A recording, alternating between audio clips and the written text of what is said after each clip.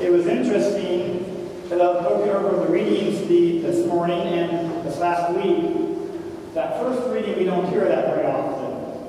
But I understand that as Kathy and Matt got to know each other, they got to know each other because of hunting, right? So they have this tendency to like to go out hunting, which is a good thing. I like that too. So it's interesting because with that reading, it's very lively.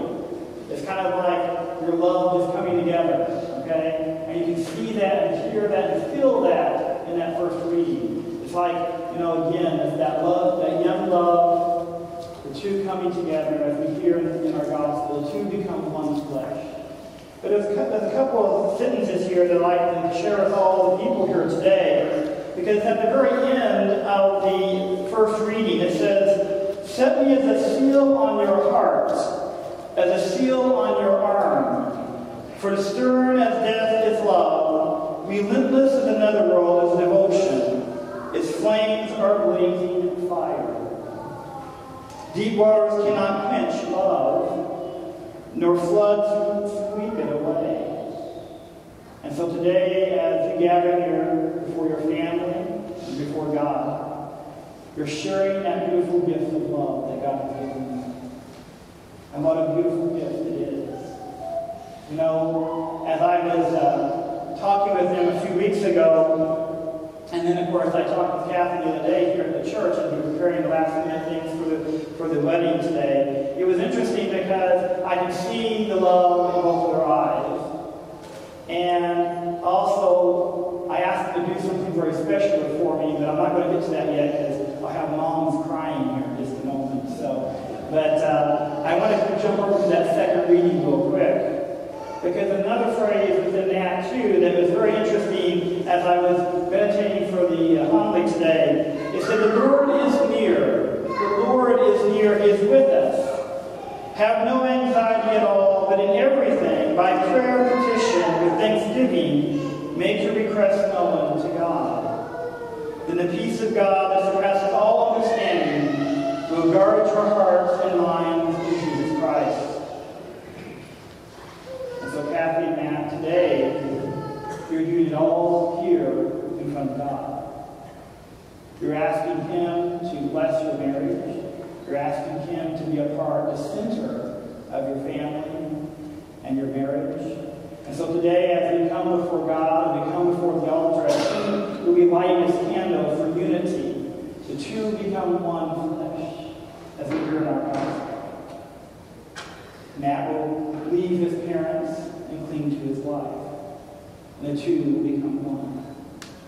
And so today we do that in front of all your friends and all of your relatives and your moms and your dads, because it's the love of God that has brought you here today. And so, as I have always had all my couples do, all my marriage couples, I try to have them write letters to each other. And this is where moms might start crying, I don't know. But I usually will have them write a letter to each other, their love for each other. And so today I want to share just a little excerpt from each one. And Kathy's going, wait a minute. But again, it's interesting because today, as I give these letters back to them after the ceremony, after the wedding, I told them it is my gift to them in one way, because as they go through life, as we all know, if I ask moms and dads today, there's ups and downs, aren't there? There are good times and there are bad times, aren't there? And so these letters will always be with them. They'll be able to look back on this moment. Why are we here today? That love is in their hearts and in their souls for each other. And they may have to go to separate rooms to read them, but to be able to share these beautiful words with each other for eternity. And maybe you can share with your own children as you're walking, as Dad walks down his daughter to be married, or to his son. So today I want to share just a few little sentences from each one. I kind of made a little mark on each one of them so I can find my place. I've also found out that Kathy's a nice writer. She likes to write. And she gave me 3 pages full. I just have to pick on you a little bit, okay? So I'm going to the second page. I'm not going to the first page.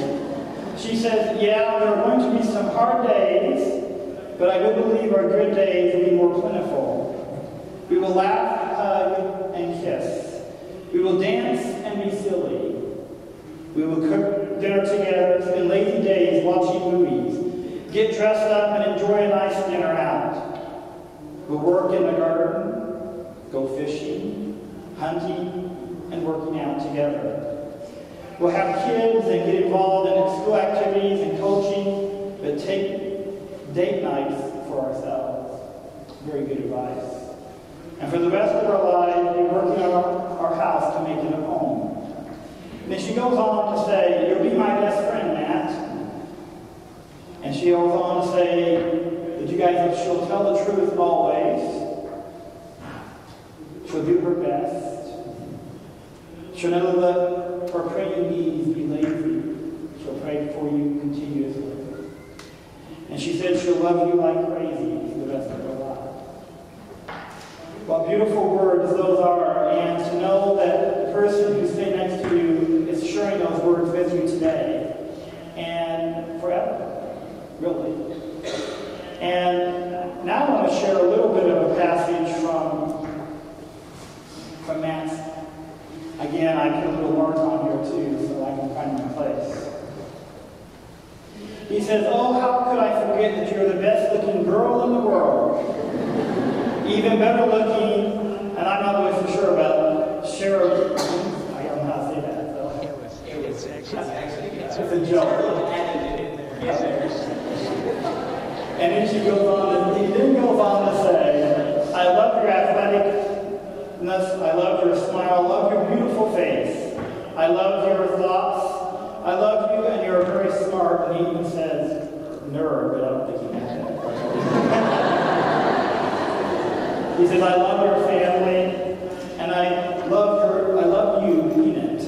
Or I love your peanut. Or I don't know what that means either. That's how it's going to go to her. Oh, there you go. But anyway, things like that.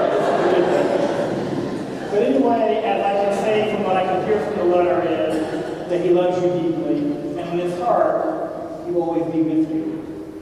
And today, as we celebrate this beautiful love that you have for each other, and as you guys soon to be here in front to say I do to each other and to embrace each other in love, that these letters will be hopeful for you in the future, because they're going to be there to help you on that journey of life. And as Kathy said very much in her own letter, there'll be those hard times and those good times, but you're going to have some good times. And what's so beautiful about that is you're going to do it together. You may not always do it right, but you'll do it together. And I think that's how we learn and how we grow in love, not only for each other, but with God. With God being the center of your marriage and of your family. So now I'm going to ask that Kathy and Andy come forward so they can share and give that love